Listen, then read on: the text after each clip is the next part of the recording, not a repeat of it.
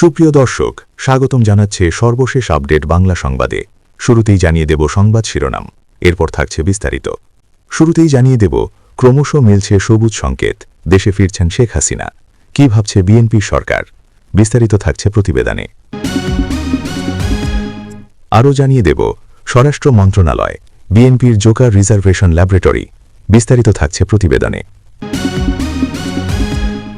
আরও জানিয়ে দেব আওয়ামী লীগের বড় খেলা, হাসিনার টার্গেট সরাসরি তারেক। বিস্তারিত থাকছে প্রতিবেদনে। আরও জানিয়ে দেব বাংলাদেশের পথ হারানো রাজনীতি, দুর্নীতি, সন্ত্রাস ও শৈলশাসনের আঁতুড়ঘর। বিস্তারিত থাকছে প্রতিবেদনে। আরও জানিয়ে দেব খেলিলুরের খেলায় বিএনপির গলার কাটা ইউনূস, যুক্তরাষ্ট্রের চুক্তিতে ফাঁপড়ে বাংলাদেশ। বিস্তারিত থাকছে প্রতিবেদনে। আরও জানিয়ে দেব ইউনূসের সংস্কার, পোশাক বদলাও, সিন্ডিকেট বাঁচাও। বিস্তারিত থাকছে প্রতিবেদনে। আরও জানিয়ে দেব 12 মার্চ সংসদ অধিবেশনেও মবের শিকার হবেন রাষ্ট্রপতি। বিস্তারিত থাকছে প্রতিবেদনে। আরও জানিয়ে দেব ট্রাম্পের আহ্বান উপেক্ষা করে সরকারের পাশে ইরানের জনগণ। বিস্তারিত থাকছে প্রতিবেদনে। আরও জানিয়ে দেব কাতারে উচ্চ সতর্কতা জারি। বিস্তারিত থাকছে প্রতিবেদনে। এবং সর্বশেষ জানিয়ে দেব হামলায় আন্তর্জাতিক ফুটবল স্টেডিয়াম ধ্বংসের অভিযোগ ইরানের। বিস্তারিত থাকছে প্রতিবেদনে। সুপ্রিয় দর্শক, এতক্ষণ শুনছিলেন সংবাদ শিরোনাম, এবারে শুনবেন বিস্তারিত। তার আগে ভিডিওটি ভালো লাগলে এবং সর্বশেষ আপডেট নিউজ পেতে চ্যানেলটি সাবস্ক্রাইব করুন। ধন্যবাদ। বাংলাদেশে নির্বাচন হয়ে গিয়েছে, তদারকি সরকার বিদায় নিয়েছে। নির্বাচনে নিরঙ্কুশ ক্ষমতা পেয়েছে বিএনপি, তারা সরকার গঠন করেছে। প্রধানমন্ত্রী পদে আসীন হয়েছেন তারেক রহমান। বাংলাদেশে পালাবদল ঘটেছে। এই অবস্থায় হাসিনার ফেরা নিয়ে ফের জল্পনা শুরু হয়েছে। তদারকি সরকারের সময় বিষয়টা ছিল প্রত্যর্পণ, আর বিএনপি সরকারের আমলে সেটা বদলে হয়েছে প্রত্যাবর্তন। নতুন করে হাসিনাকে নিয়ে আলোচনার কারণ দিল্লির একটি বার্তা এবং বাংলাদেশের একটি বার্তা। সম্প্রতি সামাজিক যোগাযোগ মাধ্যমে হাসিনার একটি অডিও ভাইরাল হয়েছে। নিউজ বর্তমান সেই ভিডিও সতত্ব যাচাই করেনি। ভাইরাল হওয়া ভিডিওতে হাসিনাকে বলতে শোনা গিয়েছে তিনি দেশে ফিরছেন। বাংলাদেশে নতুন সরকার ক্ষমতায় আসার পর হাসিনাকে নিয়ে তারা কি ভাবছে তা নিয়েও আলোচনা চলছে। হাসিনা দেশে ফিরবেন কি জাতীয় রাজনীতিতে যোগদানের জন্য, নাকি কারাগারে যাওয়ার জন্য? এই দুটি প্রশ্ন ঘুরে ফিরে আসছে। তদারকি সরকারের আমলে আন্তর্জাতিক অপরাধ ট্রাইব্যুনালে হাসিনার বিরুদ্ধে মানবতাবিরোধী কাজে লিপ্ত থাকার অভিযোগে মামলা দায়ের হয়। আদালত ক্ষমতাচ্যুত প্রধানমন্ত্রীকে মৃত্যুদণ্ড দিয়েছে। তদারকি সরকার সেই দণ্ডাদেশ কার্যকর করার ব্যাপারে বদ্ধপরিকর ছিল। সে কারণে পূর্বতন সরকারের তরফে দিল্লির কাছে হাসিনার প্রত্যর্পণের দাবি পেশ করা হয়। একবার নয়, বেশ কয়েকবার। দিল্লি যে ঢাকার দাবি পূরণ করবে না সে বিষয়ে নিশ্চিত ছিল রাজনৈতিক বিশ্লেষকেরা। কার্যক্ষেত্রে সেটাই হয়েছে। দিল্লির আরও একটি দাবি ছিল নির্বাচন। এই দাবি শুধু দিল্লির নয়, এই দাবি ছিল আন্তর্জাতিক মহলের। বলা হয়েছে সেই দাবির কাছে নতি স্বীকার করতে বাধ্য হন পূর্বতন সরকার প্রধান। যদিও এই নির্বাচন নিয়ে সন্দেহ রয়েছে। বলা হচ্ছে এটা আসলে সাজানো নির্বাচন। কে ক্ষমতায় আসবে তা আগে থেকেই তৈরি করা ছিল। দরকার ছিল একটা সরকারি সিলমোহরের। ভোটের মধ্য দিয়ে সেই সিলমোহরের ব্যবস্থা করে নিয়েছেন পূর্বতন সরকার। ক্ষমতায় পরিবর্তনের পর হাসিনার ঘরওয়াপসি নিয়ে নতুন করে চর্চা শুরু হয়েছে। কোনো প্রান্ত থেকে বলা হচ্ছে তারেক রহমানকে বাংলাদেশে ফিরতে পেরেছেন শর্ত সাপেক্ষে। শর্ত ছিল প্রধানমন্ত্রী হওয়ার পর তার প্রথম দায়িত্ব হবে ক্ষমতাচ্যুত প্রধানমন্ত্রীকে সসম্মানে ঘরে ফিরিয়ে আনা।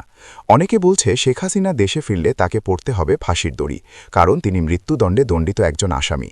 অপরাধ একটা নয়, একাধিক। সেই সব অপরাধের অভিযোগে বেশ কয়েকটি মামলা হয়েছে। অধিকাংশ মামলার রায় হাসিনাকে মৃত্যুদণ্ডে দণ্ডিত করেছে। শেখ হাসিনার রাজনীতিবিদ হিসেবে যে বিচক্ষণ তা নিয়ে কোনো সন্দেহ নেই। হাসিনা যেমন আমেরিকার সঙ্গে সম্পর্ক ঠিক রেখেছেন, সম্পর্ক রেখে গিয়েছিলেন রাশিয়া ও চীনের সঙ্গেও। আর ভারতের সঙ্গে তার সম্পর্ক কেমন ছিল তা আর নতুন করে বলার দরকার পড়ে না। চীনের সঙ্গে মসৃণ সম্পর্কের কারণে পদ্মা সেতু নির্মাণে ওই দেশে সাহায্য নিয়েছিলেন। আবার রাশিয়ার সঙ্গে সুসম্পর্কের কারণে পদ্মা পারে তৈরি হয়েছিল পরমাণু কেন্দ্র। হাসিনা সরকারের বিরুদ্ধেও ছিল বিস্তর অভিযোগ। সেই অভিযোগের বিস্ফোরণ জুলাই অভ্যুত্থান, এমনটাই মনে করে রাজনৈতিক বিশ্লেষকদের একাংশ। ইউনূসকে কেন্দ্র করে বাংলাদেশবাসীর মনে এক ধরনের প্রত্যাশা তৈরি হয়েছিল, যদিও তিনি তাদের সেই প্রত্যাশা পূরণ করতে পারেননি। এদিকে বাংলাদেশে স্বরাষ্ট্রমন্ত্রী হওয়ার যোগ্যতা কি? বিএনপির ইতিহাস দেখলে মনে হয় একটাই শর্ত, মানুষটাকে এমন হতে হবে যাতে দেশের মানুষ তার নাম শুনলে আগে হাসে, পরে যেন নিজেদের পোড়া কপালের কথা ভেবে কাঁদে। আলতাফ হোসেন চৌধুরী এই মহান মানুষটি আবিষ্কার করেছিলেন রাষ্ট্রবিজ্ঞানের এক অমোঘ সত্য। খুন হল প্রাকৃতিক ঘটনা, অপরাধ একটু আলাদা জিনিস। তার আমলে কেউ খুন হলে সেটা যেন বন্যা বা ঝড়ের মতো, আল্লাহর ইচ্ছা, রাষ্ট্রের কিছু করার নেই। শিশু নৌসিন মরে গেলে তিনি পরিবারকে বুঝিয়েছিলেন আল্লাহর মাল আল্লাহ নিয়ে গেছে। অর্থাৎ স্বরাষ্ট্রমন্ত্রী থাকা অবস্থায় তিনি দেশের নাগরিকদের সরকারি সম্পদ না ভেবে ঈশ্বরের সম্পদ ভেবেছেন। সরকারের দায় নেই, ঈশ্বরই মালিক, ঈশ্বরই নেবেন।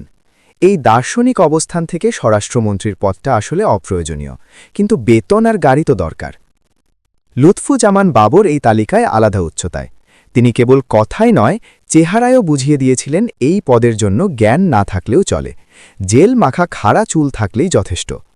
দেশে তখন সিরিয়াল বোমা হামলা, জঙ্গি সংগঠনগুলো প্রকাশ্যে দাপিয়ে বেড়াচ্ছে, আর বাবর সাহেব মাইক্রোফোনের সামনে দাঁড়িয়ে ঘোষণা করছেন, উই আর লুকিং ফর শত্রুজ। কোথায় খুঁজছেন সেটা অবশ্য বলেননি, পরে আদালত খুঁজে পেয়েছিল, কিন্তু সেটা ভিন্ন গল্প। তবে এই দুজন মিলে যা পারেননি, অন্তর্বর্তী সরকারের জাহাঙ্গীর আলম চৌধুরী এককভাবে তা করে দেখিয়েছেন।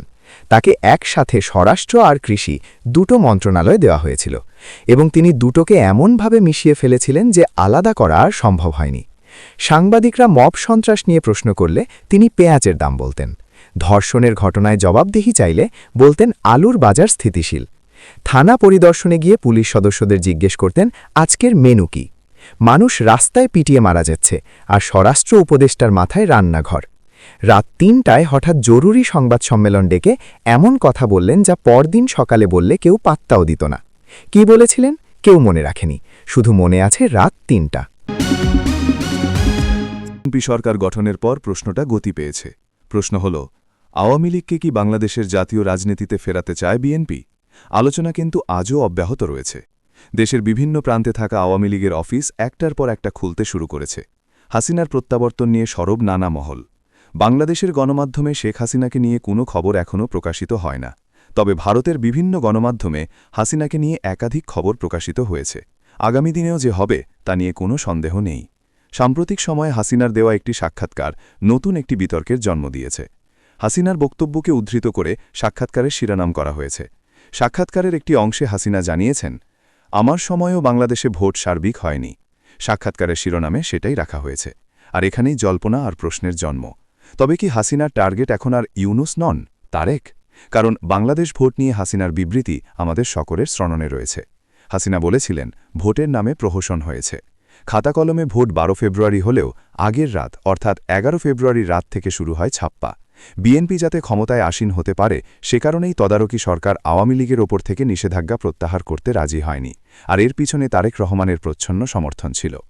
সম্প্রতি বিএনপির একটি জনসভায় তারেক রহমানের দেওয়া ভাষণ ভাইরাল হয়েছে। নিউজ বর্তমান সেই ভিডিওরও সত্যতা যাচাই করেনি। ভাইরাল হওয়া ভিডিওতে তারেককে বলতে শোনা যায়, আজ শেখ হাসিনা যে কথা বলেছে শেখ হাসিনার এই জবাব আমি দেব। হাসিনার এই কথার জবাব বাংলাদেশের মানুষ তাকে দেবে। মনে করা হচ্ছে তারেক রহমানের এই ভিডিও বার্তা কানে গিয়েছে হাসিনার, তাই এখন তার নিশানায় ইউনুস নন, তারেক রহমান। হাসিনা প্রতিনিয়ত বলে চলেছেন, অন্তর্বর্তী সরকার বিদায় নিয়েছে, সরকারে পরিবর্তন হয়েছে, কিন্তু দেশ জুড়ে ধ্বংসযজ্ঞ আর হত্যালীলা বন্ধ হয়নি। বন্ধ হয়নি আওয়ামী লীগের ওপর অত্যাচার, তাদের ওপর লাগাতার আক্রমণ সন্ত্রাস চলছে। আমরা প্রতিটি ঘটনার বিচার করব, কেউ রেহাই পাবে না।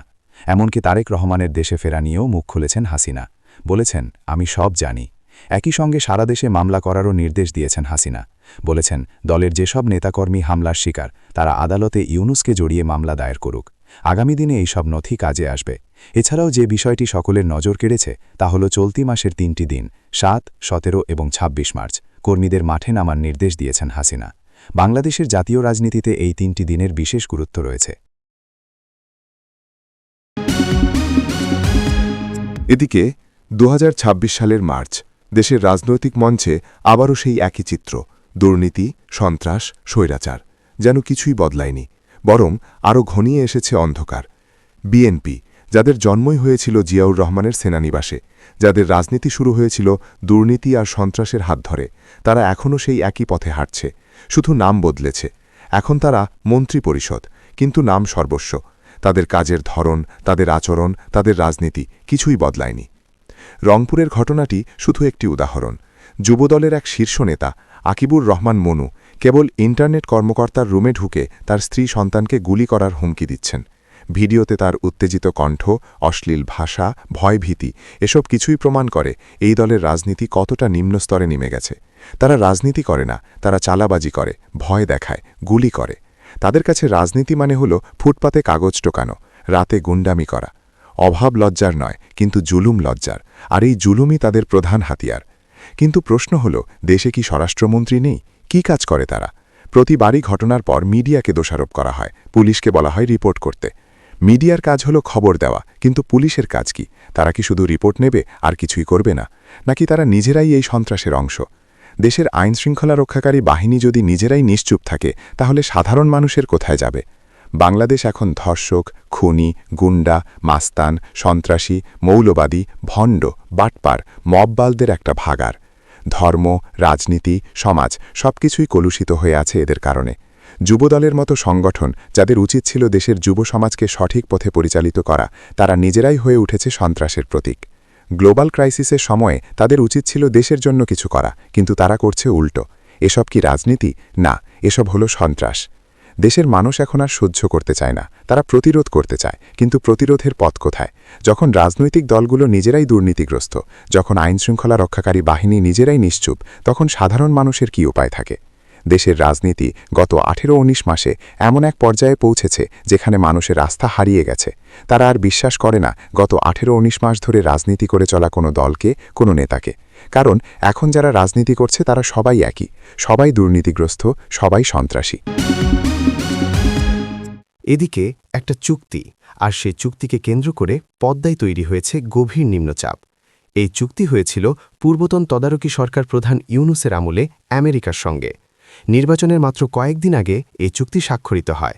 চুক্তির শিরোনাম অ্যাগ্রিমেন্ট অন রেসিপ্রোকাল ট্রেড। তদারকি সরকারের তরফে জোর গলায় বলা হচ্ছিল এটা একটি ঐতিহাসিক চুক্তি। ভাবখানা এমন যে এমন চুক্তি ইতিহাসে আর দ্বিতীয়টি নেই। ইউনূস যখন ক্ষমতায়, সেই সময় আরেকটি ন্যারেটিভ তৈরি করা হয়। বলা হয় এই চুক্তি প্রকাশ না করার স্বার্থেই সই করা হয়েছে। তখন থেকে একটা গুঞ্জন তৈরি হয়, চুক্তিতে কি এমন রয়েছে যেটা প্রকাশ করা যাবে না? তদারকি সরকারও ক্ষমতায় নেই, ইউনূসও ক্ষমতায় নেই। ফলে এখন চুক্তির শর্ত প্রকাশিত হয়েছে, আর তাতে দেখা যাচ্ছে চুক্তিতে বাংলাদেশ ফেঁসে গিয়েছে। সমালোচকরা চুক্তির বেশ কিছু অংশ বাধ্যতামূলক ও শর্তযুক্ত ধারার দিকে আঙুল তুলেছেন। এইসব ধারা অনুযায়ী আমেরিকা যে কোনো সময় চুক্তি বাতিল করে পুরনো শুল্ক হার ফিরিয়ে আনার ক্ষমতা রাখে। উদাহরণ হিসেবে ডিজিটাল বাণিজ্য সংক্রান্ত ধারাটির কথা বলা যেতে পারে। চুক্তিতে বলা হয়েছে বাংলাদেশ যদি অন্য কোনো দেশের সঙ্গে ডিজিটাল বাণিজ্য চুক্তি করে এবং তা যুক্তরাষ্ট্রের স্বার্থ ক্ষুণ্ণ করে, তবে ওয়াশিংটন এই চুক্তি বাতিল করতে পারবে। একই সঙ্গে বাংলাদেশি পণ্যে আবারও 37% শুল্ক আরোপ করতে পারবে। 2025 সালের এপ্রিলে যুক্তরাষ্ট্র এই শুল্ক হার প্রস্তাব করেছিল। এই শর্ত প্রযোজ্য হবে যদি বাংলাদেশে এমন কোনো দেশের সঙ্গে দ্বিপাক্ষিক মুক্ত বাণিজ্য বা অগ্রাধিকারমূলক চুক্তি করে যাকে যুক্তরাষ্ট্র নন মার্কেট কান্ট্রি বা বাজার অর্থনীতি হিসেবে স্বীকৃতি দেয় না। চুক্তিতে বলা হয়েছে যুক্তরাষ্ট্রের উদ্বেগের বিষয়ে বাংলাদেশের সঙ্গে আলোচনায় সমাধান না হলে ওয়াশিংটন চুক্তি থেকে বেরিয়ে যেতে পারবে এবং পুনরায় 37% শুল্ক বহাল করতে পারবে।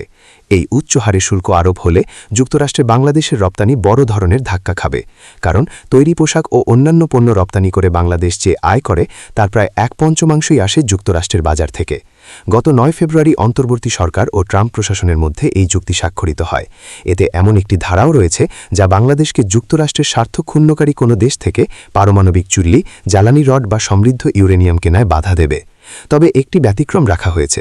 বলা হয়েছে যদি বিকল্প কোনো সরবরাহকারী বা প্রযুক্তি না থাকে অথবা চুক্তি কার্যকর হওয়ার আগেই বিদ্যমান চুল্লির জন্য উপকরণ কেনার চুক্তি হয়ে থাকে, তবে তা এই নিষেধাজ্ঞার আওতামুক্ত থাকবে। এদিকে একটা প্রশ্ন দিয়ে শুরু করা যাক। ক্ষমতায় এসে প্রথম কয়েক মাসের মধ্যে একটা অনির্বাচিত সরকার যদি পুলিশের পোশাক বদলানোকে তার অগ্রাধিকারের তালিকায় রাখে, তাহলে সেই সরকারের মাথায় আসলে কি চলছে? দেশে তখন আইনশৃঙ্খলা ভেঙে পড়েছে, অর্থনীতি টলমল করছে, সংখ্যালঘু নির্যাতনের খবর আসছে একের পর এক, আর এই সরকার ব্যস্ত পুলিশের জামার রং নিয়ে। এটাকে নিছক অদূরদর্শিতা বলে পার পেয়ে যাওয়ার উপায় নেই, কারণ শত কোটি টাকা এমনি এমনি উড়ে যায় না। ইউনূস সরকার ক্ষমতায় এসে সংস্কারের যে ঢোল বাজিয়েছিল, পোশাক পরিবর্তন ছিল সেই ঢোলের সবচেয়ে ফাঁকা আওয়াজ। ধারণাটা ছিল এরকম যে পুলিশ জনগণের চোখে খারাপ হয়ে গেছে, তাহলে পোশাক বদলে দাও, মানুষ ভুলে যাবে। রং বদলালেই নাকি পরিচয় বদলায়। এই যুক্তি যদি কেউ সত্যি বিশ্বাস করে থাকেন, তাহলে তার রাষ্ট্র পরিচালনার দায়িত্বে থাকা উচিত হয়নি। আর যদি না বিশ্বাস করে এই সিদ্ধান্ত নেওয়া হয়ে থাকে তাহলে প্রশ্নটা আরও গুরুতর, কারণ পোশাক পরিবর্তনের পেছনে যে সিন্ডিকেটের কথা এখন বেরিয়ে আসছে সেটা নতুন কোনো তথ্য না। পুলিশ সদর দপ্তরে এই সিন্ডিকেটের কথা আগে থেকেই জানা ছিল। 2004 সালেও পোশাক বদলানো হয়েছিল, সেবারে একই চক্র কাজ পেয়েছে, একই ধরনের অভিযোগ উঠেছে। ইউনূস সরকারের আমলে এই চক্রটা শুধু একটা নতুন সুযোগ পেয়েছে মাত্র, আর সেই সুযোগটা তৈরি করে দিয়েছেন দুজন সাবেক উপদেষ্টা আর স্বরাষ্ট্র মন্ত্রণালয়ে বসা এক পুলিশ কর্মকর্তা। লৌহ রঙের যে পোশাক বানানো হলো সেটা দেখে পুলিশের নিজস্ব লোকেরাই বললেন মাদকদ্রব্য নিয়ন্ত্রণ অধিদপ্তরের সাথে মিলে যাচ্ছে, বেসরকারি সিকিউরিটি গার্ডদের সাথে গুলিয়ে যাচ্ছে। রাস্তায় দাঁড়ানো পুলিশকে মানুষ পুলিশ ভাবছে না। কিন্তু এই সাধারণ সমস্যাটুকু সরকারের উপদেষ্টা মহল আগে থেকে বুঝতে পারেননি, নাকি বুঝেও পরোয়া করেননি? দুটোর যে কোনোটাই হোক, ফলাফল একটাই, রাষ্ট্রের টাকা জলে গেছে। এখন বিএনপি সরকার এসে আগের পোশাকে ফিরে যাচ্ছে, মানে স্বীকার করে নেওয়া হচ্ছে যে পুরো কাজটা অর্থহীন ছিল। কিন্তু স্বীকার করলেই তো হবে না, শত কোটি টাকা কোথায় গেল সেটার হিসাব দিতে হবে। কারা এই পোশাক বানানোর ঠিকাদারি পেয়েছিল, কত টাকা চুক্তি হয়েছিল, মালের মান কী ছিল, এই প্রশ্নগুলোর জবাব না পেলে রাষ্ট্রের প্রতি যে অবিচার হয়েছে সেটা চাপা পড়ে যাবে। এবং সবচেয়ে গুরুত্বপূর্ণ কথা হলো, মোহাম্মদ ইউনূস যে সরকারের প্রধান ছিলেন, এই ক্ষতির নৈতিক দায় তার এড়ানোর কোনো পথ নেই। উপদেষ্টা পরিষদের অধীনে এই সিদ্ধান্ত হয়েছে, তার সরকারের আমলে শত কোটি টাকা এভাবে খরচ হয়েছে। দায় এড়াতে হলে প্রমাণ করতে হবে যে তিনি কিছুই জানতেন না, কিন্তু না জানাটাও কোনো সাফাই না, কারণ দেশ চালানোর দায়িত্ব নিলে কি হচ্ছে সেটা জানতে হয়। যারা মাঝখানে মুনাফা তুলে গেছেন তাদের চিহ্নিত করে এই মুহূর্তে একটাই কাজ করা উচিত, তাদের বানানো সেই লৌহ রঙের পোশাক তাদের গায়ে পরিয়ে দেওয়া, যতদিন তদন্ত চলবে, কারণ রাষ্ট্রের অর্থ নষ্ট করার একটা স্মৃতিচিহ্ন তাদের বহন করা উচিত।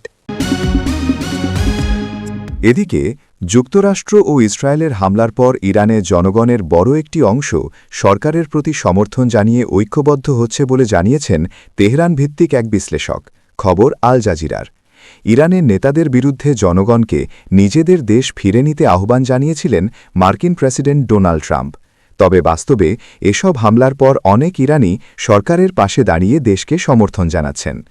মধ্যপ্রাচ্য স্ট্র্যাটেজিক স্টাডিজ সেন্টারের সিনিয়র গবেষক আব্বাস আসলাই বলেন, দেশের নেতাদের বিরুদ্ধে রাস্তায় নামার পরিবর্তে তেহরান সহ বিভিন্ন শহরে সমাবেশ হচ্ছে, যেখানে যুক্তরাষ্ট্র ও ইসরায়েলের হামলার নিন্দা জানানো হচ্ছে এবং রাজনৈতিক ব্যবস্থার প্রতি সমর্থন প্রকাশ করা হচ্ছে।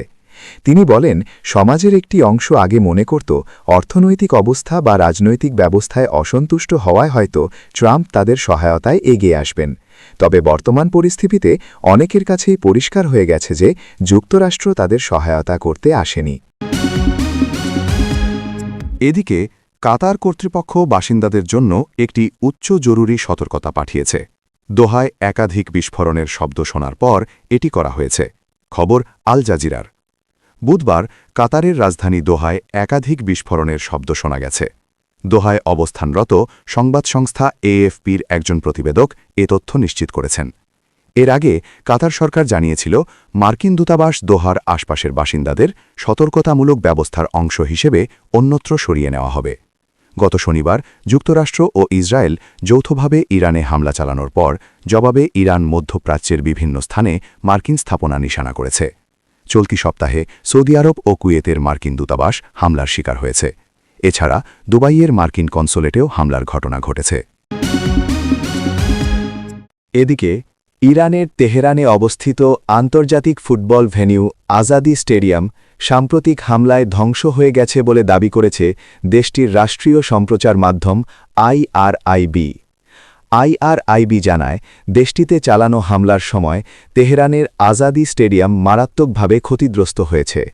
সামাজিক মাধ্যমে প্রকাশিত ফুটেজে স্টেডিয়ামের গ্যালারি থেকে ঘন ধোঁয়া উঠতে এবং ব্যাপক ক্ষতির চিত্র দেখা যায়। আজাদি স্টেডিয়াম ইরানের অন্যতম বৃহৎ ক্রীড়া ভেন্যু এবং এটি বহু আন্তর্জাতিক ফুটবল ম্যাচ আয়োজন করেছে।